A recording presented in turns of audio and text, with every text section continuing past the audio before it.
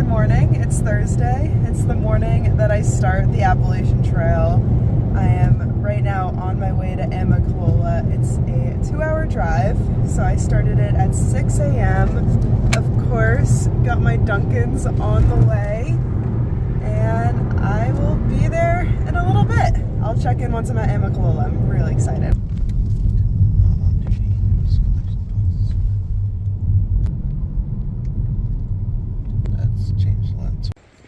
So down there is where they're building the new lodge, and then right behind it is the arch, where I just went to take a picture real quick. The rental car's here. In that building, that's where I kind of sat through a little speech. I'll talk about that in a second. And then this right here, I didn't go in, but it says it's the visitor center.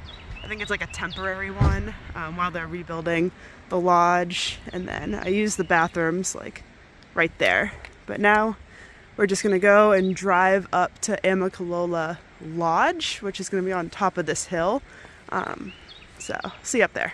There's the lodge right up there. I'll check it out real quick. Oh yeah. And you can kind of see Amicalola Falls through the trees. So it's a really quick drive from the check-in place where I registered to Amicalola Lodge, and it's up the mountain, and I am not doing the steps that everyone does on the approach trail, mostly because I've just done it 2 times, and it's not part of the actual Appalachian Trail. I'm happy that I did the steps last time. It was a really nice experience, and I recommend it to people who have never done it before. But for me, personally, I just don't need to do it another time. So we're just kind of driving past the steps because there's a parking lot on the other side of them. And then I'll start and do the rest of the approach trail from there. So I'm still doing 7 miles of the approach trail, just not doing the whole thing. So that's my plan. It is 9:20 a.m.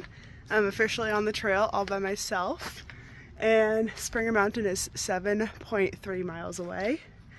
And let's do this. I just said bye to my husband, which obviously is really sad, but I'm so happy. He's really supportive and he drove me here, and it's just a little bittersweet. My heart's racing. I'm still nervous, maybe a little more nervous than I thought I would be. I got butterflies and all sorts of feelings, but I'm excited. There's just like so much unknown, and I can't wait to see what I'm gonna experience out here. It's so cool just hiking through Georgia in the spring. It's such a big difference. Since I left New Hampshire about 2 weeks ago, they've gotten like over 2 feet of snow. So it's just so nice hiking in this weather. Right now it's 48 degrees, but it doesn't feel that cold. And from what I see on my weather app, it's not supposed to rain until like 3 p.m. So I'm doing good. I could honestly be at a shelter by 3 p.m. So I might not even have to worry about it. It is nice enough to take my hoodie off right now after hiking almost a mile. I'm pretty warm.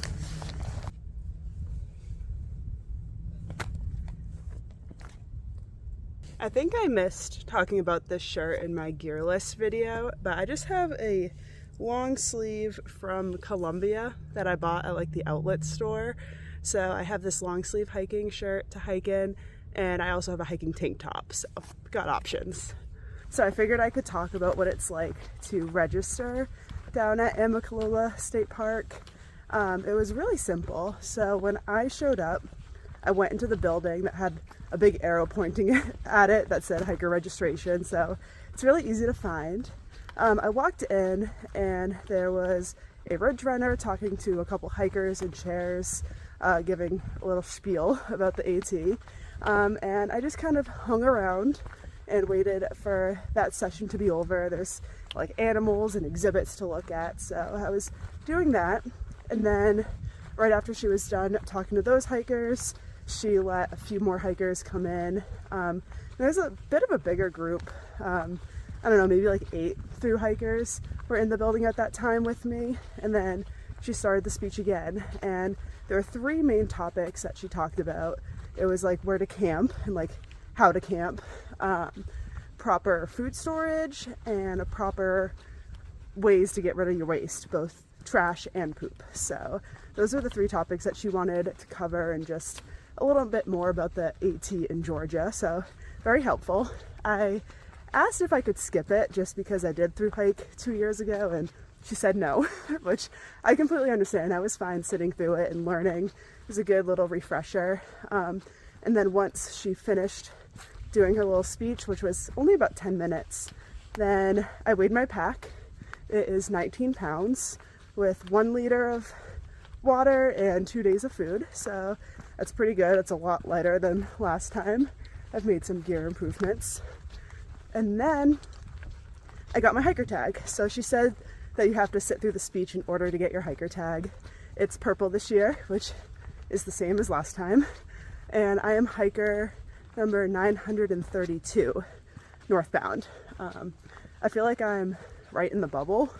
This is the latest I've ever been down here, but it didn't seem that busy. There's quite a few hikers, but everyone was just kind of walking around, minding their own business, being quiet, and it didn't seem hectic at all. So that was my experience at the visitor center. Also, a couple more things that I wanted to mention in case it's helpful to anyone.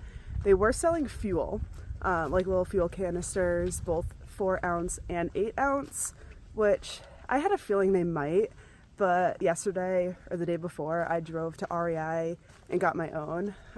It was like 20 minutes out of the way, so it took a lot of time, but I didn't want to risk not having fuel. Maybe I could have called and asked, but just so you know, there's fuel. They were also selling trowels and Sawyer water filters. Also, after the Ridge Runner gave her speech, she then did a demonstration on how to hang a food bag using the PCT hang. I didn't sit through that, I didn't have to, but I did do that in 2020, and that's very helpful. So they teach you how to do that. She said there's about 5 Ridge Runners in Georgia that are just up and down the trail, and they really want to answer your questions. So they are here, they're really willing to help, and they just want to make sure that you're having a good time, that you're doing the right thing, and I think that's awesome. So yeah, still doing the approach trail. I'm only at like 1.3 miles for the day, but I'm feeling good and really happy. This is the first snack of the AT. It's a little fruit smoothie with 5 grams of protein, so this is kind of like my second breakfast. I did have a egg and cheese sandwich on a bagel at Dunk's on my way to Amicalola. It's not far into the hike that I'm already hungry again.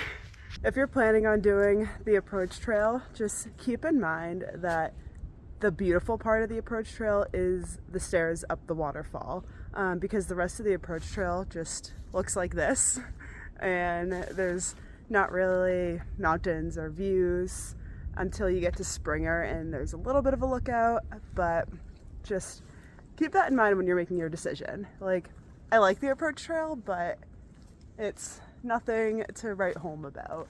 So I'm still on the approach trail right now, but I'm standing on what's called Frosty Mountain.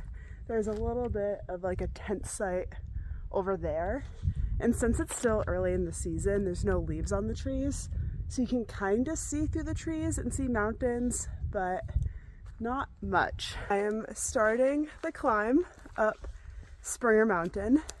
It's about 1.4 miles from here, which is really exciting. I just passed a shelter. I also just passed a water source where I actually ran into a girl that I know. She works at a hostel that I stayed at in New Hampshire when I did a section hike, and we chat sometimes on Instagram, so it was really nice running into her.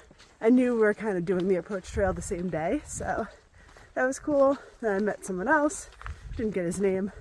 There were also 2 people that I met at the airport that I was really excited about. The first one was a young girl on my flight from Boston to Honolulu, and she sat like 2 seats over from me, and then when we got to the baggage claim afterwards, I think her parents came up and mentioned that the girl watches my YouTube videos and she wants to hike the Appalachian Trail one day. And she was so young. So that's awesome. Like, I love her goals and aspirations, and I wish her the best of luck. And then coming back from Hawaii, I had a layover in San Francisco, and I met a woman who looked like a thru-hiker. She was just sitting there by herself. She had like hiking pants on, a mid-layer. She had a fanny pack from Z-Packs and like an ultralight backpack. And I'm like, no one would wear a fanny pack from Z-Packs if they weren't about to do a thru-hike. That's just way too niche. So I walked over to her and I asked if she was going to do the AT, and she's seen some of my videos too, which was really cool. And then I saw on the AT Facebook group, she made a post about how she saw a hiking YouTuber at the airport. So that was really fun seeing that comment. She's also starting today, but I don't know if she's in front of me or behind me, so I'm keeping my eye out for her. I got so excited after I met her, just like seeing my first thru-hiker. I was in line getting on the airport and I was literally like jumping up and down. I was so giddy about it. And I think that was the moment that made it seem real. Like, oh my God, I'm about to do the AT, she's about to do the AT, like this is crazy, this is real. So, one more mile till Springer. I mean, that's probably it right there. So, getting close.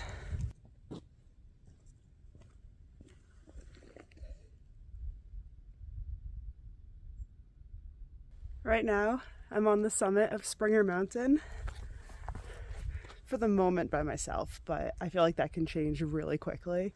There's the plaque behind me, the first white blaze, the view going this way. It's pretty cool to be here. There. Let me get a selfie. First white blaze.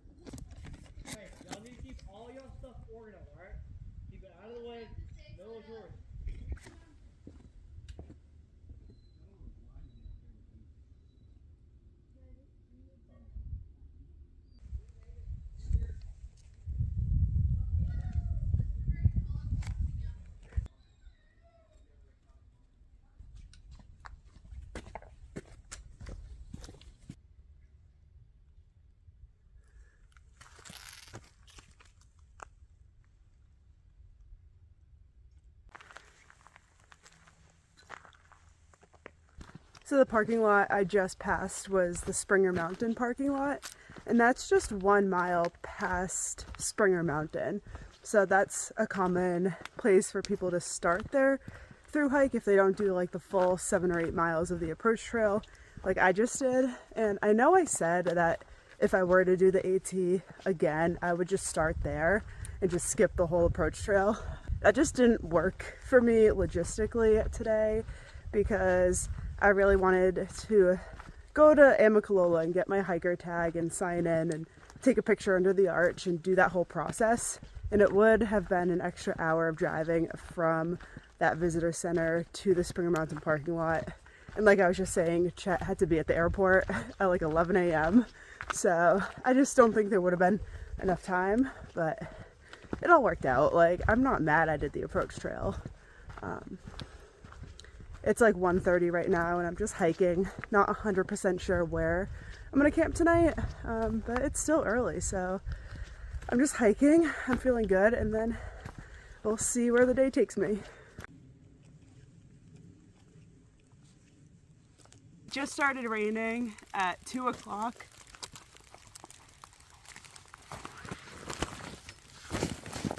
I am gonna put my rain jacket on just because I really don't want my mid-layer to get wet.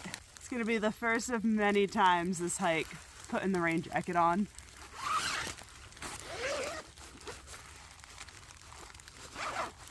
It is time for the first Snickers of the AT. just a little way to improve my mood while it's raining.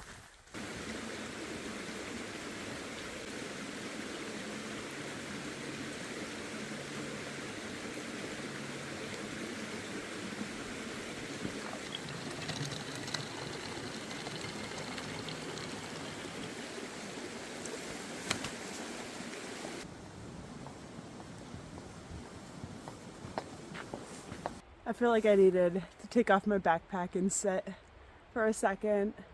This morning, I felt like so good. I felt like I could walk forever and I wasn't gonna get tired.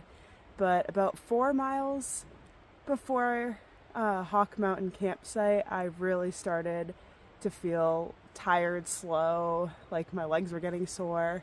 So right now I'm 2 miles away from the Hawk Mountain campsite. I'm pretty sure that's where I'm gonna spend the night. I did see one hiker, backpacker. I don't think he was through hiking, but I think he came through this area earlier, and he was like, "Oh, Hawk Mountain campsite, that's gonna be crowded." He's like, "You're better off staying at Stover," which was quite a few miles ago. So I'm a little nervous, but according to the Far Out app, there's like 30 different tent spots.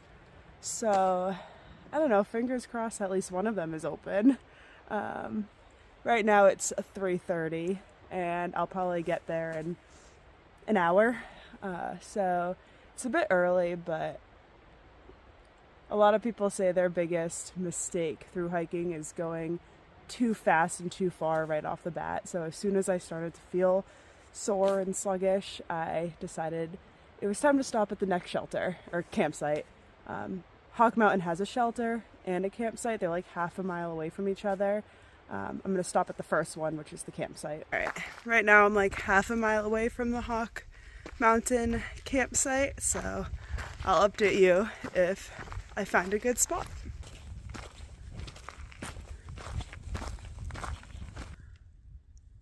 So I guess I'm just gonna walk down until I find an open one.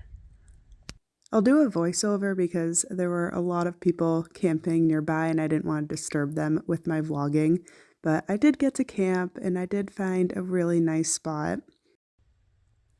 The spots were really nice. There were 30 of them, like I was saying, and they were nice and evenly spaced out down that walking path. You can see about 4 other people camping right there. For dinner, I had this chicken flavored ramen with broccoli, which was a nice light meal. It was only 190 calories, but that's all I really needed for the first night on trail. And it actually tasted really good. I want to try to find some more of those during the rest of the Thru-Hike.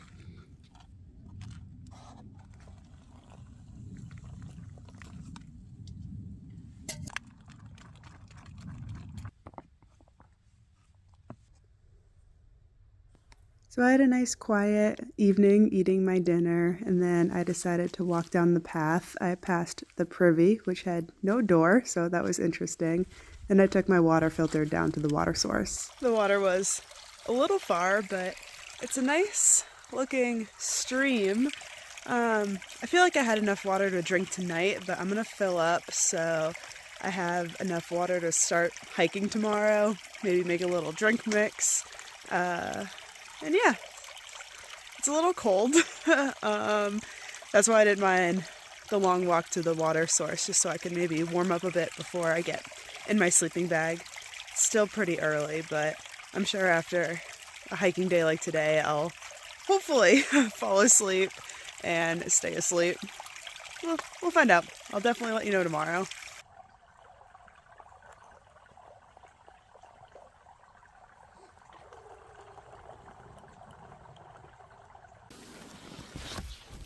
And after all my camp chores were done, I was in my sleeping bag by 6:30. I'll see you tomorrow.